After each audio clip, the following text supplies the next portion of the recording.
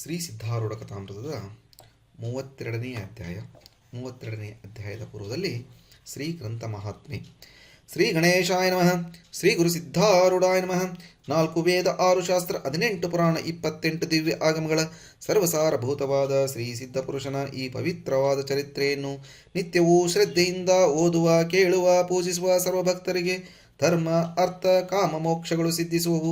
ಸರ್ವ ಕಷ್ಟ ನಷ್ಟಗಳು, ಸರ್ವ ಪಾಪತಾಪಗಳು, ಚೋರವೈರಿ ವಿಷಭೂತಾದಿ ಭೀತಿಗಳು ಬಯಲಾಗಿ ಸರ್ವದಾ ಸಕಲ ಸನ್ಮಂಗಳಿಂದ ಕೂಡಿದ ಸುಖ ಸೌಭಾಗ್ಯಗಳು ಒದಗಿ ಬರುವವು. ಶ್ರೀ ಸಿದ್ಧ ಸದ್ಗುರುವಿನ ಕೃಪಾಪೂರ್ವಕ ಶ್ರವಣ ಮಾಡುವುದರಿಂದ ಶಾಂತಿ, ದಾಂತಿ, ವಿವೇಕ, ಜ್ಞಾನ, ಸದ್ಭಕ್ತಿಗಳು ಸಂಪ್ರಾಪ್ತವಾಗುವವು.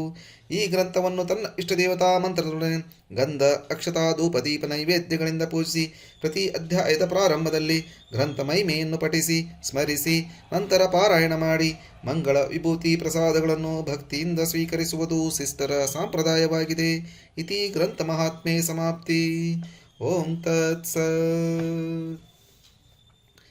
ಶ್ರೀ ಗುರುವೇ ದಿವ್ಯ ಸ್ವರೂಪನೆ ನಿನ್ನ ನಾಮದಿ ಜಯಸುವೆ.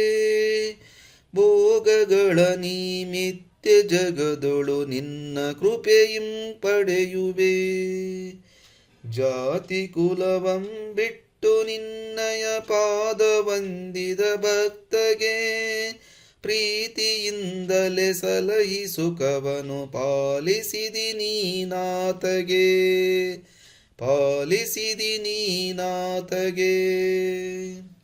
ಶ್ರೀ ಸಿದ್ಧಾರೂಢ ಸದ್ಗುರುನಾಥನೇ ಮುಮುಕ್ಷು ಜನರಿಗೆ ಆಧಾರಭೂತನಿದ್ದಾನೆ.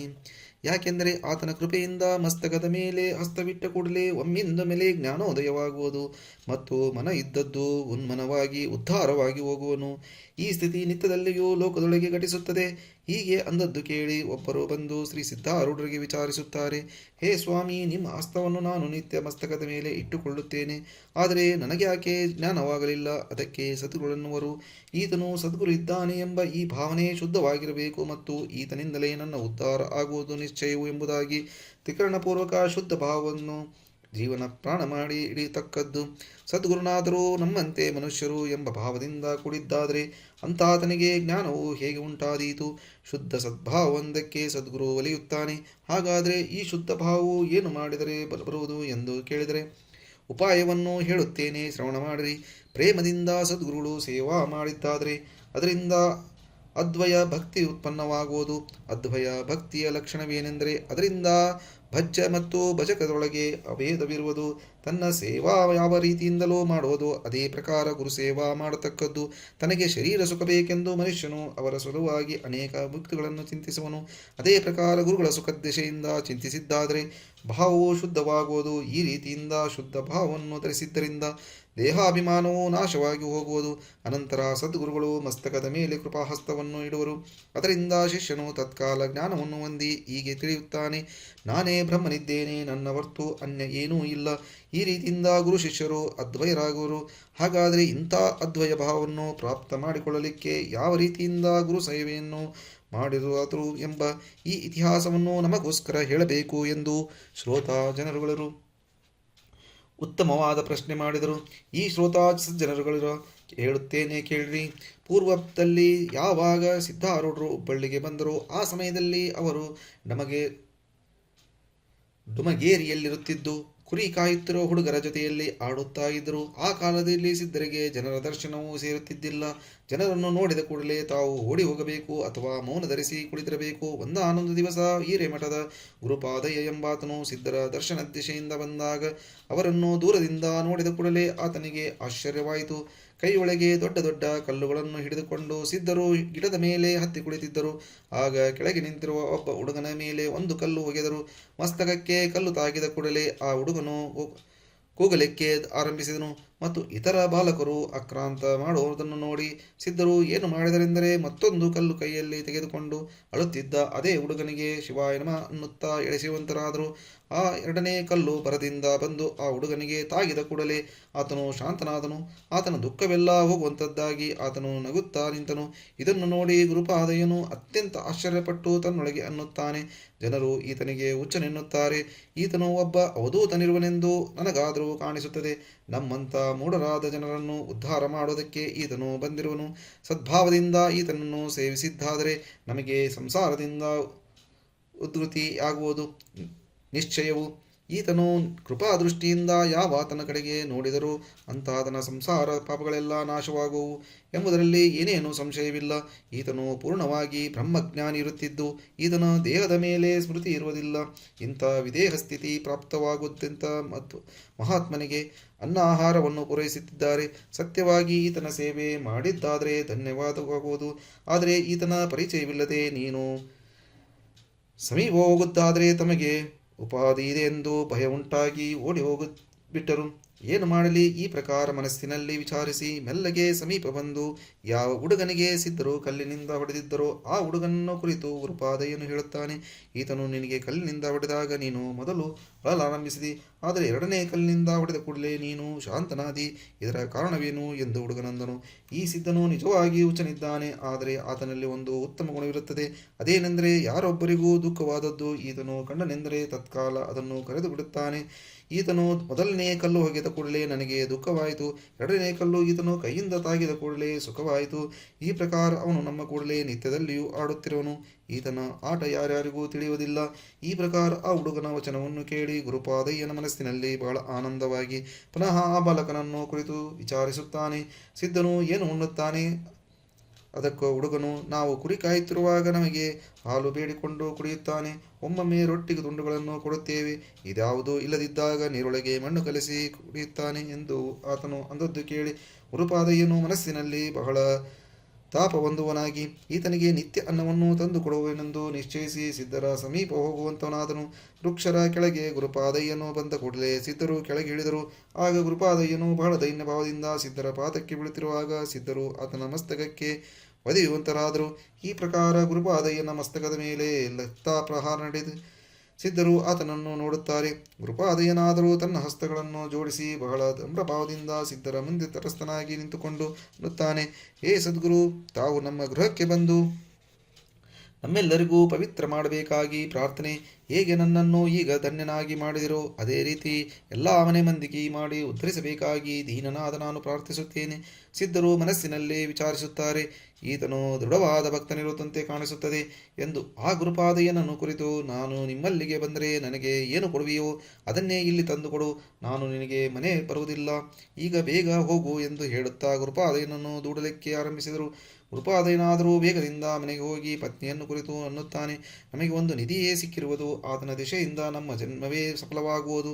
ನಾನು ಒಬ್ಬ ಅವಧೂತನನ್ನು ಇವತ್ತು ಕಂಡೆನು. ಆತನಿಗೆ ಅನ್ನವನ್ನು ಕೊಟ್ಟಿದ್ದಾದರೆ ನಮ್ಮ ಜನ್ಮವು ಸಾರ್ಥಕವಾಗುವುದು. ಆದ್ದರಿಂದ ಶೀಘ್ರವಾಗಿ ನನಗೆ ಅನ್ನ ಮತ್ತು ರೊಟ್ಟಿ ಕೊಡು. ಅದನ್ನು ಒಯ್ದು ಆತನಿಗೆ ಕೊಡುವೆನು.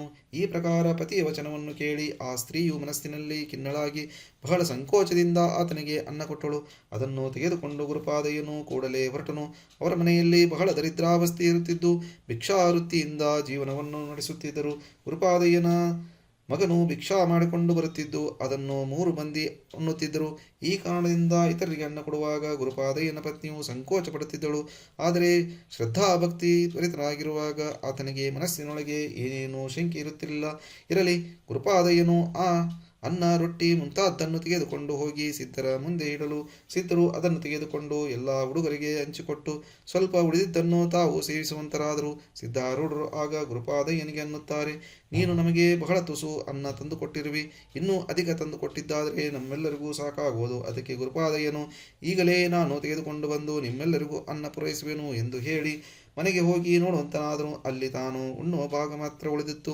ಅದನ್ನು ತೆಗೆದುಕೊಂಡು ಶೀಘ್ರವಾಗಿ ಹೊರಟು ಸಿದ್ಧರ ಸಮೀಪ ಬಂದು ಅವರ ಮುಂದಿಟ್ಟು ನಮಸ್ಕರಿಸಿ ನಿಂತನು. ತಾನು ಉಪವಾಸವಿದ್ದರೂ ಗುರುಪಾದಯ್ಯನಿಗೆ ಬಹಳ ಆನಂದವಾಗಿರುವುದು. ಆತನು ಅನ್ನುತ್ತಾನೆ, ಇವತ್ತು ನಾನು ಧನ್ಯನಾದನು. ಈ ಸದ್ಗುರುವಿಗೆ ಉಣ್ಣಿಸಿ ನಾನು ಪೂರ್ಣ ತೃಪ್ತಿಯನ್ನು ಹೊಂದುವೆನು. ಒಂದು ವೇಳೆ ಉಪವಾಸವಾಯಿತೆಂದರೆ ಇವತ್ತು ಉತ್ತಮವಾದ ಋತವು ನನಗೆ ಘಟಿಸಿತು ಎಂದು ತಿಳಿಯುವೆನು.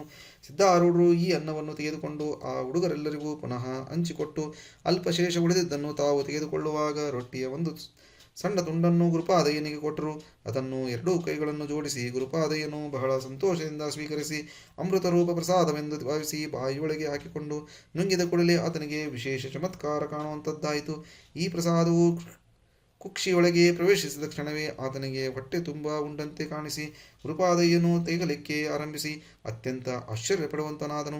ಆತನು ಮನಸ್ಸಿನಲ್ಲಿ ಚಿಂತಿಸುತ್ತಾನೆ, ಈ ಸದ್ಗುರುನಾಥನು ಪ್ರತ್ಯಕ್ಷ ಈಶ್ವರನಿದ್ದಾನೆಂಬುದು ಪೂರ್ಣ ನಿಸ್ಸಂಶಯವಾಯಿತು.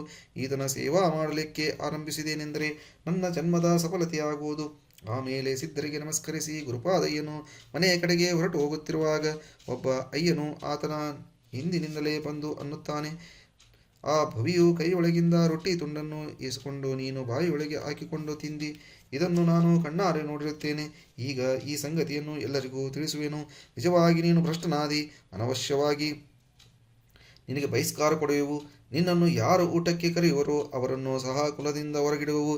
ಈ ಪ್ರಕಾರ ಆ ಅಯ್ಯನು ಅಂದು ಇತರ ಸರ್ವ ಅಯ್ಯನವರಿಗೂ ತಿಳಿಸಿ ಎಲ್ಲರೂ ಕೂಡಿ ಗುರುಪಾದಯ್ಯನಿಗೆ ಬಹಿಷ್ಕಾರ ಕೊಡುವಂತರಾದರು.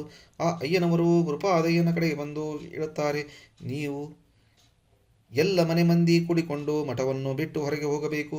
ಇಲ್ಲದಿದ್ದರೆ ಆ ಭವಿ ಸಂಗತಿ ಬಿಟ್ಟು ಬಿಡುತ್ತೇನೆ ಅನ್ನಬೇಕು. ಆತನ ಸಂಗತಿ ಬಿಟ್ಟ ಆದರೆ ನಿನಗೆ ಪ್ರಾಯಶ್ಚಿತ್ತ ಕೊಟ್ಟು ಪುನಃ ಕುಲದೊಳಗೆ ತೆಗೆದುಕೊಳ್ಳುವೆವು. ಅದನ್ನು ಕೇಳಿ ಗುರುಪಾದಯ್ಯನು ಅನ್ನುತ್ತಾನೆ, ಸಿದ್ಧಾರೂಢರನ್ನು ಬಿಟ್ಟು ನಾನು ಇರಲಾರೆನು. ಅವರು ಪ್ರತ್ಯಕ್ಷ ಈಶ್ವರನ ಅವತಾರವಿರುವರು.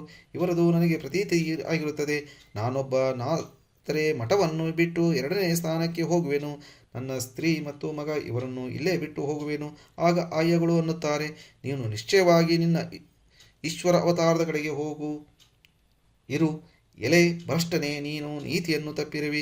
ಈ ವಚನವನ್ನು ಕೇಳಿ ಗುರುಪಾದಯ್ಯನು ಅವರ ಕೂಡ ಏನೊಂದು ಮಾತಾಡದೆ ಸುಮ್ಮನೆ ಇದ್ದನು. ಆಗ ಆತನ ಪತ್ನಿಯು ಆತನಿಗೆ ಬಹಳ ಆಗ್ರಹದಿಂದ ಹೇಳುತ್ತಾಳೆ, ಏ ಸಿದ್ಧನನ್ನು ಬಿಟ್ಟು ಬಿಡು. ಹೊರಗನಾದರೂ ಸಿಟ್ಟಿನಿಂದ ಗುರುಪಾದಯ್ಯನ್ನು ಕುರಿತು ಅನ್ನುತ್ತಾನೆ, ಆ ಭವ್ಯ ಸಂಗತಿಯಲ್ಲಿ ಏನು ರುಚಿ ಕಂಡಿರುತ್ತಿ? ಮನೆಯಲ್ಲಿಯೇ ಇದ್ದಿ ಎಂದರೆ ನಿನ್ನ ಜೀವವು ಹಾರಿ ಹೋಗುತ್ತದೇನು? ಖಚಿತವಾಗಿ ನಿನಗೆ ಹುಚ್ಚು ಹಿಡಿದಿದೆ. ಈಗ ಮನೆ ಬಿಟ್ಟು ನಡಿ. ಮುದಿ ವಯಸ್ಸಿನಲ್ಲಿ ನಿನ್ನ ಬುದ್ಧಿ ಭ್ರಂಶವಾಗಿರುತ್ತದೆ. ಇಂಥ ಕಠೋರ ವಚನವನ್ನು ತನ್ನವರಿಂದ ಕೇಳಿದರೂ ಗುರುಪಾದಯ್ಯನು ಏನೇನೂ ಉತ್ತರ ಕೊಡಲಿಲ್ಲ. ಮನಸ್ಸು ಪೂರ್ಣವಾಗಿ ಸಿದ್ಧ ಚರಣಗಳಲ್ಲಿ ಇಟ್ಟಂತವನಾಗಿ ಗುರುಪಾದಯ್ಯನು ತನ್ನ ಜೋಳಿಗೆಯನ್ನು ಹಾಕಿಕೊಂಡು ಆ ಸಮಯದಲ್ಲಿ ಮನೆ ಬಿಟ್ಟು ಹೊರಟನು. ಊರೊಳಗೆ ಹೋಗಿ ಭಿಕ್ಷೆ ಮಾಡಿಕೊಂಡು ನೆಟ್ಟಗೆ ಸಿದ್ಧಾರೂಢರು ಇದ್ದಲ್ಲಿಗೆ ಬಂದನು. ಸಿದ್ಧರ ಮುಂದೆ ಆ ಜೋಳಿಗೆ ಇಟ್ಟು ಅವರು ಕೊಟ್ಟಷ್ಟು ಪ್ರಸಾದ ತೆಗೆದುಕೊಂಡು ಅಷ್ಟನ್ನೇ ಸೇವಿಸಿ ಆನಂದದಿಂದ ಸಿದ್ಧರ ಹತ್ತಿರ ಇರಲಾರಂಭಿಸಿದನು. ಗುರುಪಾದಯ್ಯನ ಈ ಪ್ರಕಾರದ ಅನನ್ಯ ಭಕ್ತಿಯನ್ನು ಕಂಡು ಇತರ ಅನೇಕ ಭಕ್ತರು ಸಿದ್ಧರ ಕಡೆಗೆ ಬರಲಾರಂಭಿಸಿದರು ಮತ್ತು ಸಿದ್ಧಾರೂಢರನ್ನು ಕಂಡು ನಮಗೆ ಸತ್ಯವಾದ ಸದ್ಗುರು ಭೇಟಿಯಾದನು ಎಂದು ಅನ್ನುತ್ತಿರುವರು. ಅಲ್ಲಿಂದ ಆ ಭಕ್ತರು ಅತ್ಯಾಗ್ರಹದಿಂದ ಸಿದ್ಧರನ್ನು ಪ್ರಾರ್ಥಿಸಿ ತಮ್ಮ ತಮ್ಮ ಮನೆಗಳಿಗೆ ನಿತ್ಯ ಕರೆದುಕೊಂಡು ಹೋಗಿ ಅವರಿಗೆ ಭೋಜನಾದಿ ಉಪಚಾರಗಳಿಂದ ಸಂತೋಷಪಡಿಸಿ ಧನ್ಯಭಾವವನ್ನು ಹೊಂದುತ್ತಿದ್ದರು. ಒಬ್ಬರು ಇತರ ಭಕ್ತರೊಡನೆ ಸಿದ್ಧರನ್ನು ಮನೆಗೆ ಕರೆದುಕೊಂಡು ಬಂದು ಪುರಾಣವನ್ನು ಹಚ್ಚಿ ನಿತ್ಯ ಸಿದ್ಧಾರೂಢರ ಮುಖದಿಂದ ವೇದಾಂತ ನಿರೂಪಗಳನ್ನು ಶ್ರವಣ ಮಾಡಿ ಬಹಳ ಆನಂದ ಪಡುತ್ತಿದ್ದರು. ಉದ್ಧಾರ ಕಾರ್ಯಕ್ಕೆ ಸಿದ್ಧಾರೂಢರು ಆರಂಭ ಮಾಡಿದರು ಎಂದು ಗುರುಪಾದಯ್ಯನು ಮನಸ್ಸಿನಲ್ಲಿ ಬಹಳ ಆನಂದಪಟ್ಟನು. ಸಿದ್ಧರ ಮುಖದಿಂದ ಹೊರಡುವ ಭಾಷಣವನ್ನು ಶ್ರವಣ ಮಾಡಿ ಮಾತ್ರದಿಂದ ಆ ಕ್ಷಣವೇ ಸ್ವರೂಪದಲ್ಲಿ ಪ್ರಬೋಧವಾಗಿರುತ್ತಿರುವುದು.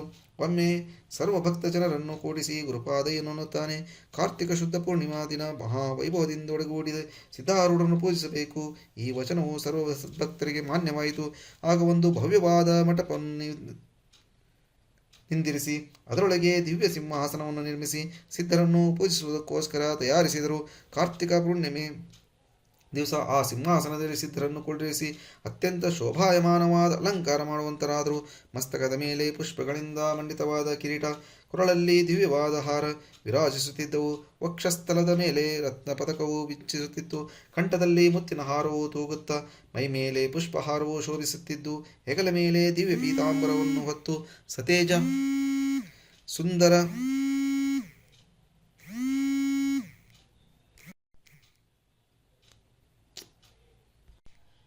ಸುಂದರ ಮತ್ತು ಅತ್ಯಂತ ಮನೋಹರ ರೂಪವುಳ್ಳ ಶ್ರೀ ಸಿದ್ಧಾರೂಢರ ಮೂರ್ತಿಯು ಸಿಂಹಾಸನದ ಮೇಲೆ ವಿರಾಜಿಸುತ್ತಿತ್ತು. ಮುಖದ ಮೇಲೆ ಶಾಂತಿ ಮುದ್ರೆಯುಳ್ಳವಂತನಾಗಿ ಕೃಪಾದೃಷ್ಟಿಯು ಪ್ರೇಕ್ಷಕರ ಹೃದಯಾಂತರದಲ್ಲಿ ಭೇದಿಸಿಕೊಂಡು ಹೋಗಿ ಅಲ್ಲಿರುವ ಗ್ರಂಥಿಗಳನ್ನು ದೂರ ಹರಿದು ದುಷ್ಟರನ್ನು ಸಹ ಉದ್ಧಾರ ಮಾಡುತ್ತಿತ್ತು. ಪೂಜಾ ನೋಡಲಿಕ್ಕೆ ಬಂದವರೆಲ್ಲ ನಾವು ಧನ್ಯರು ಧನ್ಯರು, ಸಕಲ ರೂಪವನ್ನು ಧರಿಸುವೆವು. ಸಾಕ್ಷಾತ್ ಅರ್ಣಮನಾದ ಶಂಕರನನ್ನು ಇವತ್ತು ಕಂಡೆವು ಎಂದು ಅನ್ನುತ್ತಿದ್ದರು. ದಿನೇ ದಿನೇ ಹುಬ್ಬಳ್ಳಿಯೊಳಗಿನ ಭಕ್ತ ಮಂಡಳಿಯು ಬೆಳೆಯುತ್ತಾ ಹೋಗಿ ದೇಶ ದೇಶಗಳೆಲ್ಲ ಸಿದ್ಧಾರೂಢ ಸದ್ಗುರುಗಳ ಕೀರ್ತಿಯು ನಡೆಯಿತು. ಪರದೇಶಗಳಿಂದಲೂ ಭಕ್ತ ಜನರು ದಿನದಲ್ಲಿ ಬರಲಾರಂಭಿಸಿದರು. ಭವ್ಯವಾದ ಒಂದು ಮಠವು ಕಟ್ಟಲ್ಪಟ್ಟಿತು. ಶಿಷ್ಯ ಜನರು ನಿಕಟವಾಸಿಗಳಾಗಿರಲಿಕ್ಕೆ ಹತ್ತಿದರು. ಅನೇಕ ಜನ ಲಿಂಗಾಯತರು ಸಿದ್ಧಾರೂಢರ ಭಕ್ತರಾದರು. ಆಮೇಲೆ ಅಯ್ಯನವರು ಸಹ ಗುರುಪಾದಯ್ಯನನ್ನು ತಮ್ಮ ಕುಲದಲ್ಲಿ ತಿರುಗಿ ತಕ್ಕೊಂಡರು. ಯಾವ ಗುರುಪಾದಯ್ಯನು ಅಸಹ್ಯವಾದ ಆಪತ್ತುಗಳನ್ನು ಸಹಿಸಿಕೊಂಡು ಅತ್ಯಂತ ಶ್ರದ್ಧಾಭಕ್ತಿಯಿಂದ ಸೇವಾಬಾಧೆಯನ್ನು ಸಹ ಲೆಕ್ಕಿಸದೆ ಸದ್ಗುರು ಚರಣಗಳನ್ನು ಹಿಡಿದನು, ಆತನು ಸತ್ಯವಾಗಿ ಧನ್ಯನಾದನು. ಆತನೇ ಪ್ರಥಮದಲ್ಲಿ ಸದ್ಗುರುನಾಥನ ಗುರುತು ಹಿಡಿದನು. ಅನಂತರ ಆತನನ್ನು ಕಂಡು ಇತರರು ಭಕ್ತಿಯುಕ್ತರಾದರು. ಅಜ್ಞಾನ ಕಣಿಯೊಳಗಿಂದ ಬಹಳ ದುಃಖವನ್ನು ಸಹಿಸಿ ಈ ರತ್ನವನ್ನು ಹುಡುಕಿ ತೆಗೆದವನು ಈ ಗುರುಪಾದಯ್ಯನೇ ಇರುವನು. ಅನಂತರ ಅದರ ಲಾಭವು ಎಲ್ಲರಿಗೂ ಸಿಗುವಂಥದ್ದಾಯಿತು. ಮುಮುಕ್ಷು ಜನಗಳಿರ ಈ ಸಂಪತ್ತಿಯನ್ನು ಲೂಟಿ ಮಾಡಿರಿ. ಗುರುಪಾದಯ್ಯನು ಈ ಅಕ್ಷಯ ಸಂಪತ್ತನ್ನು ನಿಮ್ಮ ಕೈಯಲ್ಲಿ ತಂದು ಕೊಟ್ಟಿರುವನು. ಪೂರ್ಣ ದಯಾಳುವಾದ ಈ ಸಿದ್ಧ ಸದ್ಗುರುವು ಭಕ್ತರ ಅನರ್ಘ್ಯ ರತ್ನದಂತಿರುವನು. ಆತನನ್ನು ಭಜಿಸಿದ ಮಾತ್ರದಿಂದ ಭವಬಂಧನವು ಆತನ ಕೃಪೆಯಿಂದ ಕೂಡಲೇ ನಾಶವಾಗಿ ಹೋಗುವುದು ಎಂಬಲ್ಲಿಗೆ ಶ್ರೀ ಸಿದ್ಧಾರೂಢ ಕಥಾಮೃತದಳು ಶ್ರವಣ ಮಾತ್ರದಿಂದ ಸರ್ವ ಪಾಪಗಳನ್ನು ಭಸ್ಮ ಮಾಡುವಂಥ ಅತಿ ಮಧುರವಾದ ಈ 32ನೇ ಅಧ್ಯಾಯವನ್ನು ಶಿವದಾಸನು ಶ್ರೀ ಸಿದ್ಧಾರೂಢ ಸದ್ಗುರುಗಳ ಚರಣಾರವಿಂದಗಳಲ್ಲಿ ಅರ್ಪಿಸುತ್ತಿರುವನು. ಓಂ ತತ್ಸತ್.